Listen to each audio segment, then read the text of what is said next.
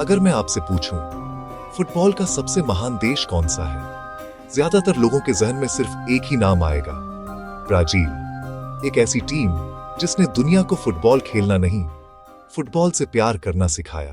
पीले रंग की जर्सी, हरे मैदान पर जादू जैसा खेल और ऐसे खिलाड़ी जिन्हें देखकर लगता था कि गेंद उनके पैरों से नहीं, उनकी आत्मा से जुड़ी हुई है। लेकिन आज वही ब्राजील जो कभी पूरी दुनिया पर राज करता था, अब हर बड़े टूर्नामेंट में उम्मीदें लेकर आता है और मायूस होकर लौट जाता है। आखिर ऐसा क्या हुआ? कैसे 5 बार की विश्व चैंपियन टीम धीरे धीरे अपनी पहचान खोने लगी?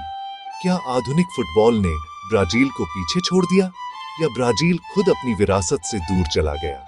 आज जीवेश रिवील्स में हम जानेंगे ब्राजील फुटबॉल टीम की राइज एंड फॉल की पूरी कहानी। कहानी शुरू होती है साल 1950 से। ब्राजील पहली बार फीफा वर्ल्ड कप की मेजबानी कर रहा था।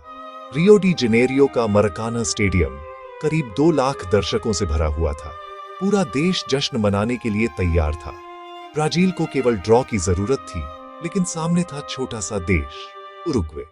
दुनिया को पूरा विश्वास था कि ब्राजील आसानी से जीत जाएगा, लेकिन 90 मिनट बाद स्कोर था उरुग्वे 2, ब्राजील 1।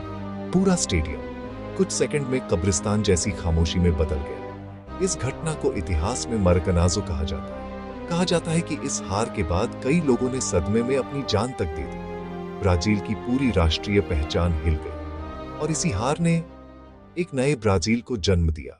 उस समय ब्राजील की जर्सी सफेद रंग की होती थी। हार के बाद लोगों ने मान लिया कि यह जर्सी बदकिस्मत है। सरकार ने नई जर्सी डिजाइन प्रतियोगिता रखी। एक युवा डिजाइनर ने पीली जर्सी, हरे कॉलर, नीली शॉर्ट्स और सफेद मोजों का डिजाइन बनाया। यही डिजाइन आगे चलकर दुनिया की सबसे प्रसिद्ध फुटबॉल जर्सी बन गया। आज जब भी कोई पीली जर्सी देखता है, सबसे पहले याद आता है ब्राजील। लेकिन असली कहानी अभी शुरू भी नहीं हुई थी। 1950 के दशक में एक खिलाड़ी ब्राजील का सबसे बड़ा सुपरस्टार था। नाम था जुलिन्हो बोतेल्हो। उसे लोग फाइट पेले कहते थे। वह इटली के क्लब फ्योरेंटीना के लिए खेलता था। 1997 में उसने सीरी ए ऑल स्टार टीम की तरफ से खेलते हुए ब्राजील के खिलाफ मराकाना स्टेडियम में हैट्रिक मार दी। सबसे हैरान करने वाली बात, ब्राजील के अपने ही दर्शक अपनी राष्ट्रीय टीम को छोड़कर जुलिन्हो के लिए तालियां बजा रहे थे। पूरे देश में बहस छिड़ गई।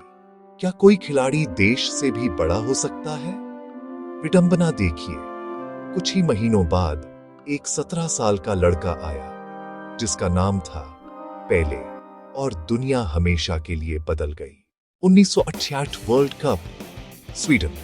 ब्राजील एक नई सोच के साथ मैदान में उतरा। उन्होंने दुनिया को चौंका दिया। उनकी नई रणनीति थी 4-2-4 फॉर्मेशन।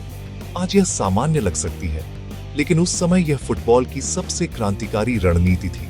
तेज विंगर्स, 4 अटैकिंग खिलाड़ी, लगातार मूवमेंट और खूबसूरत पासिंग। इसी वर्ल्ड कप में ब्राजील पहली टीम बनी जिसने खिलाड़ियों की मानसिक तैयारी के लिए स्पोर्ट्स साइकोलॉजिस्ट रखा। मजेदार बात यह थी कि उसी विशेषज्ञ ने कुछ खिलाड़ियों को बहुत आक्रामक बताते हुए उन्हें न खिलाने की सलाह दी, लेकिन कोच ने मैदान की सच्चाई पर भरोसा किया और वही टीम विश्व चैंपियन बनी। 17 साल के पेले ने दुनिया को बता दिया कि फुटबॉल का नया राजा आ चुका है। इसके बाद शुरू हुआ जोगो बोनीटो, यानी द ब्यूटीफुल गेम। 1962 फिर वर्ल्ड कप, 1970 मैक्सिको। आज भी लाखों विशेषज्ञ 1970 की ब्राजील टीम को फुटबॉल इतिहास की सबसे महान टीम मानते हैं। पेले, जेरजिन्हो, रिवेलिनो, टोस्टाओ, कार्लोस अल्बर्टो, हर खिलाड़ी अपने आप में सुपरस्टार। उनकी पासिंग, उनकी रचनात्मकता, उनकी मुस्कान, ऐसा लगता था जैसे वे मैच नहीं, कला का प्रदर्शन कर रहे हों। 1970 के फाइनल में इटली के खिलाफ कार्लोस अल्बर्टो का गोल आज भी फुटबॉल इतिहास के सबसे खूबसूरत टीम गोलों में गिना जाता है। फिर आया 1924 अमेरिका में आयोजित वर्ल्ड कप। इस बार ब्राजील का खेल पहले जैसा खूबसूरत नहीं था, लेकिन टीम बेहद व्यावहारिक थी।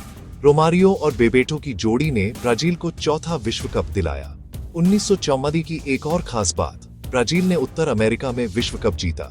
इसके बाद 2002 दक्षिण कोरिया और जापान, रोनाल्डो, रिवाल्डो, रोनाल्डिन्हो, तीनों ने मिलकर ऐसा फुटबॉल खेला कि दुनिया दंग रह गई। रोनाल्डो ने पूरे टूर्नामेंट में 8 गोल किए।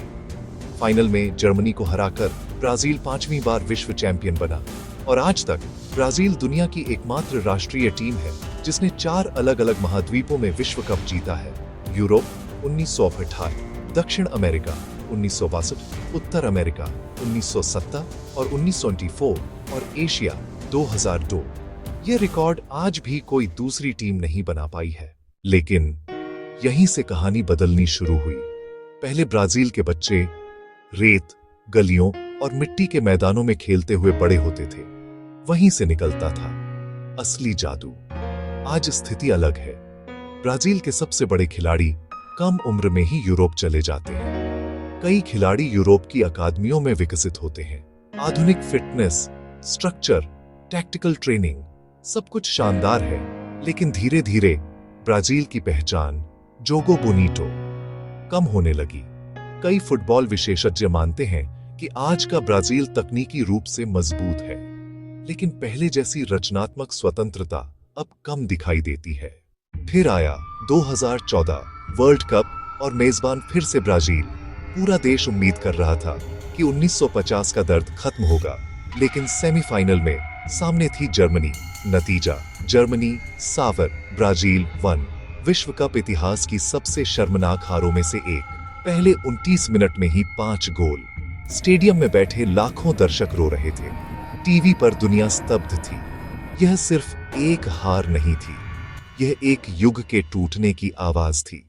इसके बाद उम्मीदें टिकी नेमार पर। वह बेहतरीन खिलाड़ी बने, चैंपियंस लीग जीती, ओलंपिक गोल्ड दिलाया, सैकड़ों गोल किए, लेकिन राष्ट्रीय टीम के साथ वह कभी वर्ल्ड कप नहीं जीत पाए।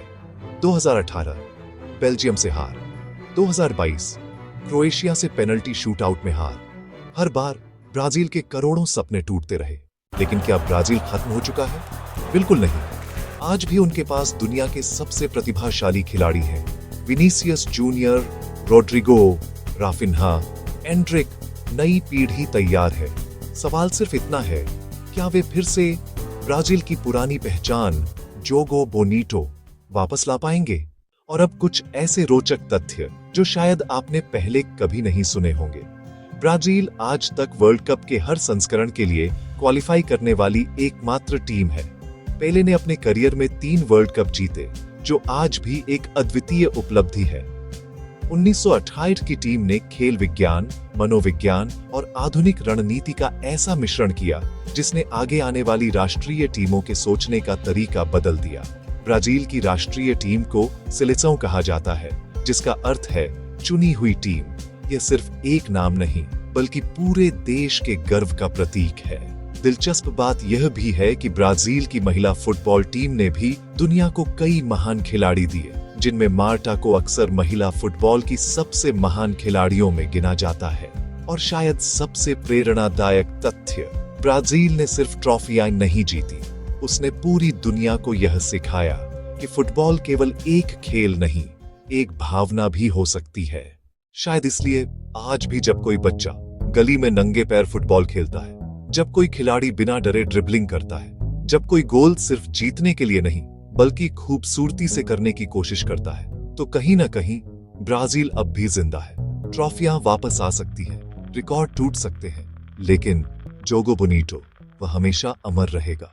अगर आपको यह कहानी पसंद आई हो तो वीडियो को लाइक कीजिए, अपने दोस्तों के साथ शेयर कीजिए और ऐसे ही गहरी रिसर्च और दिलचस्प कहानियों के लिए जीवेश रिवील्स को सब्सक्राइब करना मत भूलिए।